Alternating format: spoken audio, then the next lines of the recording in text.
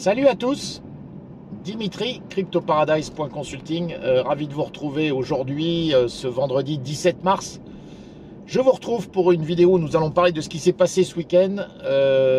Nous avons eu droit à des rebondissements extraordinaires au sujet évidemment de la Silicon Valley Bank, l'USDC qui a tangué tout le week-end, qui s'est retrouvé à 88 centimes au plus bas. Et puis finalement l'intervention in extremis de la Fed. Alors on va en parler, mais avant toute chose, comme toujours, introduction, n'oubliez pas de vous abonner à la chaîne, suivre toutes mes vidéos. Vous avez bien sûr à cliquer sur le pouce afin d'améliorer le référencement des vidéos. Et vous avez mon site internet cryptoparadise.consulting, vous avez mon fil Twitter que vous retrouvez en dessous, et vous avez bien sûr la chaîne Odyssée où toutes mes vidéos sont aussi répertoriées. Et je vous suggère d'aller vous y abonner directement au cas où YouTube décide de me censurer, ce qui pourrait arriver comme vous vous en doutez, puisque je ne suis pas en permanence politiquement correct, voyez-vous. Alors, j'en profite pour vous dire que je vous fais encore une vidéo en mode dual, c'est-à-dire que vous voyez ce qui se passe dehors, et vous voyez qu'aujourd'hui nous avons une journée pluvieuse à Maurice, voilà ce qui arrive de temps en temps, hein. On a eu du très beau temps récemment, et voilà, aujourd'hui c'est un peu plus pluvieux, mais ça ne change rien, d'abord à la température et au bonheur d'habiter ici à l'île Maurice. Alors je reviens à notre vidéo. Nous avons donc eu droit à une espèce de psychodrame tout le week-end, et puis nous avons vu donc la Federal Reserve intervenir en fin de week-end. Alors qu'est-ce qui s'est passé? Je vais pas vous refaire l'histoire, hein, mais puis je pense qu'il y a des choses qu'il faut qui soient très claires dans l'esprit de tout le monde, et je l'ai souvent dit, pour comprendre pourquoi le Bitcoin aujourd'hui, il faut d'abord comprendre comment fonctionne le système monétaire pour comprendre qu'est-ce qui fait et qu'est-ce qui rend le Bitcoin si attractif. Ce cas d'ailleurs on a vérifié, puisque dès lundi matin le Bitcoin a pris et est en hausse fulgurante depuis maintenant plusieurs jours. Alors ce qui s'est passé, ce qu'il faut comprendre, c'est que la Silicon Valley Bank, comme d'autres, comme la plupart des banques d'ailleurs, hein, mais la Silicon Valley Bank en particulier, donc a été dans la tourmente. Pourquoi? Parce que vous avez une banque qui, comme beaucoup de banques, a évidemment de l'argent qui arrive des déposants. Et cet argent qui arrive des déposants, comme toute banque, elle a des réserves. Et vous savez que quand vous déposez l'argent dans une banque, c'est plus votre argent, c'est celui de la banque. Donc qu'est-ce qu'elle fait avec cet argent? Elle est bien obligée elle va pas le laisser parquer sans avoir des intérêts, ce qui est assez logique quand même, hein, pour essayer de quand même de monétiser un peu tous ces dépôts. Et donc la Silicon Valley Bank, encore une fois comme beaucoup d'autres banques, a décidé de le parquer dans ce qui est l'actif entre guillemets le plus safe du monde, c'est-à-dire les bons du trésor US. Alors, vous n'ignorez pas que depuis maintenant 15 ans, hein, depuis, je dirais 2009-2010, la Federal Reserve ainsi que toutes ses copines, les autres banques centrales, se sont lancées dans des politiques extrêmement accommodantes, hein, c'est le moins qu'on puisse dire, c'est-à-dire des politiques d'inflation. Et je vous ai fait une vidéo que je vous conseille de regarder ici, où je vous parle d'inflation et de déflation. Donc une politique inflationniste phénoménale, et qui a généré évidemment de l'impression monétaire, enfin ce qui est rigoureusement la même chose, hein, c'est la définition de l'inflation. Donc une inflation phénoménale de la masse monétaire en circulation, ce qui a généré des actifs qui n'ont cessé d'augmenter, etc., etc. Bon, on ne va pas refaire ça non plus, l'histoire, vous la connaissez. En revanche, le fait qu'on ait des taux d'intérêt qui étaient extrêmement bas pour cette politique accommodante, comme on l'a appelé, hein, avec le quantitative easing, des taux d'intérêt nuls, des taux d'intérêt négatifs même, chose qui était impensable hein, avant 2008, hein, soit dit en passant, hein, vous parliez à un économiste sérieux à l'époque de taux d'intérêt négatifs, il vous aurait dit que c'était rigoureusement impossible. Bref, on a eu droit à tout ça, et puis ça génère, vous savez, des obligations américaines qui sont au plus haut. C'est-à-dire quand les taux d'intérêt sont très très bas, vous investissez par exemple 1000, pour obtenir, disons, à 1% par an, vous allez investir 1000, que vous allez investir dans une obligation d'État qui va vous rapporter, disons, 10 par an, c'est-à-dire 1%. Donc chaque année, vous allez toucher un coupon de 10, et votre obligation, vous l'avez payé 1000. Vous comprenez bien que dans un environnement où tout à coup les taux se mettent à monter, si on passe à 2%, avec des nouveaux bons, vous allez payer 1000 pour toucher 20 par an. Alors vous allez me dire, le bon que j'ai acheté 1000 il y a 2 ans, est-ce que vous croyez que quelqu'un va encore me l'acheter 1000 s'il lui suffit d'acheter des nouveaux bons pour avoir 20? Est-ce que mon bon qui valait 1000 va toujours valoir 1000 alors qu'il rapporte que 10 par an? Comprenez bien que non. Et donc, évidemment, il va y avoir une décote de mon bon assez forte et évidemment dépendante de l'échéance du bon. On est d'accord qu'arrivé à maturité, le bon, l'État va vous rembourser. L'État américain, ou en tout cas l'État à qui vous avez prêté, va vous rembourser la valeur nominale du bon. Mais pendant toute la période, entre le moment où vous l'avez acheté et le moment où arrive l'échéance, vous avez le bon qui fluctue. Et évidemment, dans une période comme actuellement, comme depuis 8-9 mois, où la Fed s'est lancée dans la déflation, donc je vous reconseille de voir cette vidéo que j'ai faite sur inflation-déflation, que je vous ai pointé tout à l'heure, eh bien dans cette période de déflation, évidemment, le prix des bons n'a cessé de diminuer. Et donc vous avez, prenons l'exemple d'une banque comme la Silicon Valley Bank, vous avez, disons, 500 milliards de dépôts des déposants, vous avez, la banque, elle avait, disons, 500 milliards de valeur de bons dans lesquels elle a investi, eh bien, depuis 8 mois, petit à petit, la valeur de ces bons baisse. Et comme en parallèle, les dépôts des clients à la Silicon Valley Bank, la Silicon Valley Bank les rémunère quasiment pas, ou très très peu, pensez bien qu'un déposant qui réfléchit un peu se dit, mais est-ce que je vais laisser mon argent dans une banque qui ne me rapporte rien, alors que si je le mets, je l'enlève de la banque et je le mets sur des bons du Trésor, je vais donc avoir 4 ou 5% avec les taux que propose la Fed. Donc l'argent fuit des banques, et en plus, les réserves des banques ne suffisent plus finalement à payer l'argent des déposants.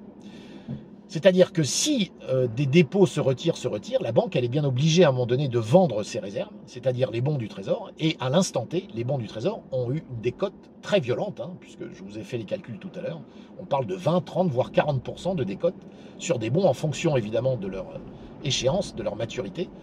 Et donc, les banques sont dans la tourmente. Voilà le résultat. Donc la Fed, pour être très clair, la Fed a une politique de déflationniste et donc de resserrement monétaire qui cause tous ces problèmes-là. Mais ces problèmes-là deviennent quasiment insolubles pour tout le monde, pour les banques, et oblige la Fed.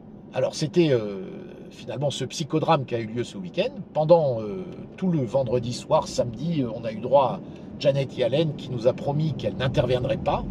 Et finalement, bien sûr, la Fed, le Trésor américain, etc. se sont mis d'accord pour finalement intervenir. Et la Fed nous sort de son chapeau une nouvelle baguette magique.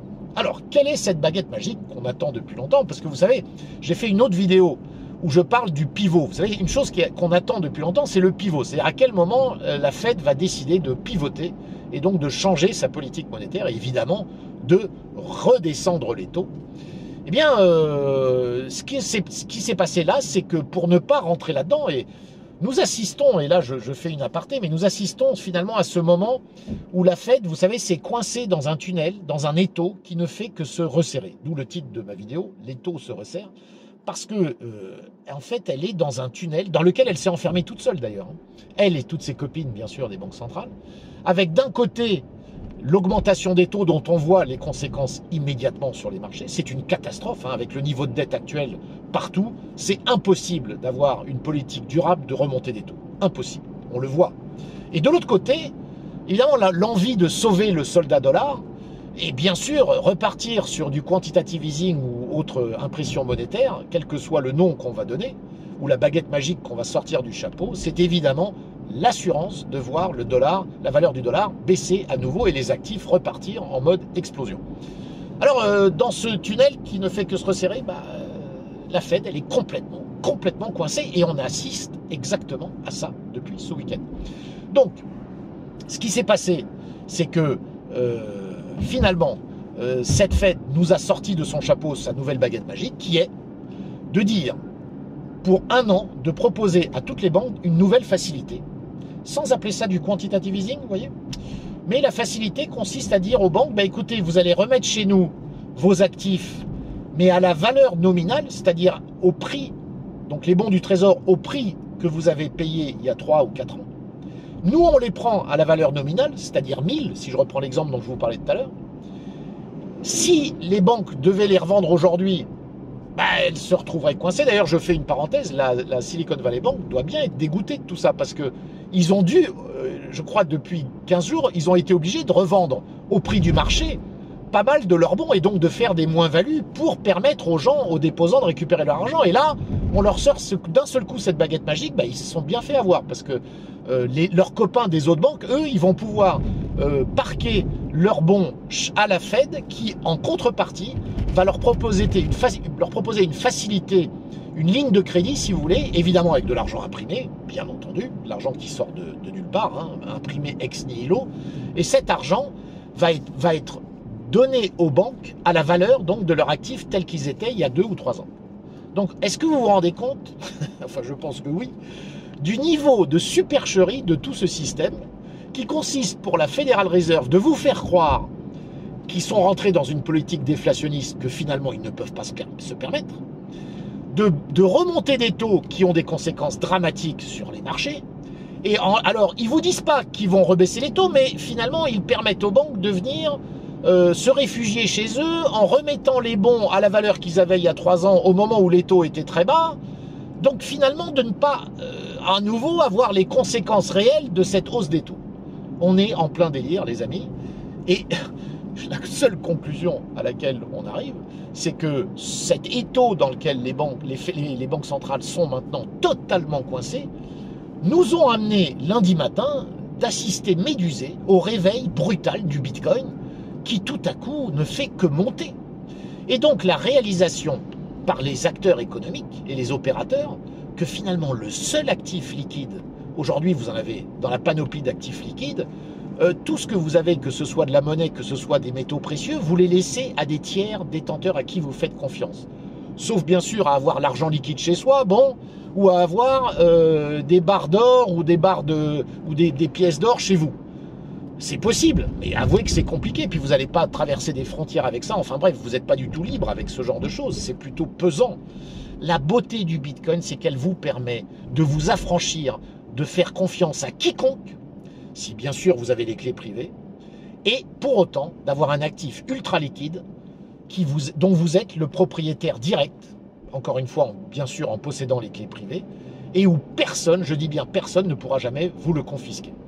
Et finalement, ces propriétés intrinsèques au Bitcoin sont en train à nouveau de sortir comme étant ultra puissantes. Et vous voulez que je vous dise, la chose la plus extraordinaire, c'est que comme très souvent, des autorités souhaitent attaquer le Bitcoin de manière de plus en plus forte, et ce faisant, elles n'arrivent qu'au résultat exactement inverse de celui qu'elles souhaiteraient, c'est-à-dire qu'elles ne font que le renforcer. Et on l'a vu finalement à la suite de ce week-end. Et maintenant arrive le moment absolument extraordinaire où CZ, patron de Binance, est en train de nous dire qu'il commence lui aussi à se méfier même de son BUSD. Enfin, c'est pas qu'il se méfie de son BUSD, mais il vient d'annoncer qu'effectivement, le grand danger, finalement le maillon faible de toute cette économie crypto, elle est dans le fait qu'il y a encore tous ces stablecoins qui doivent être backés par des dollars, et finalement le maillon faible, ce sont bien les dollars, et ce sont bien les banques. Et donc, CZ est en train de nous dire que finalement l'étape suivante et l'étape ultime, ce serait d'avoir des stablecoins adossés, algorithmiques, adossés purement sur le Bitcoin. Rendez-vous compte les amis que nous sommes là en train de toucher du doigt ce que pourrait bien être un système monétaire du futur où les bitcoins seraient la clé de voûte de tout un système, un nouveau ordre financier finalement, derrière lequel tout pourrait être valorisé. Donc voilà, voilà pour cette vidéo. J'espère que tout ça vous a plu et que ça a été compréhensible pour tout le monde. Et je vous laisse là-dessus et je vous dirai, faites bien attention. Aujourd'hui, bien sûr, certains me diront, si on a une nouvelle catastrophe, le Bitcoin pourrait baisser, comme je vous l'ai déjà dit plusieurs fois, oui. Mais n'oubliez pas que si vous avez les Bitcoins, il peut baisser, oui, mais vous n'allez jamais les perdre. En revanche, vous pouvez avoir du cash en banque et puis vous retrouver dans l'impossibilité de juste le récupérer. Voilà pour aujourd'hui les amis, je vous dis à très bientôt pour de prochaines aventures.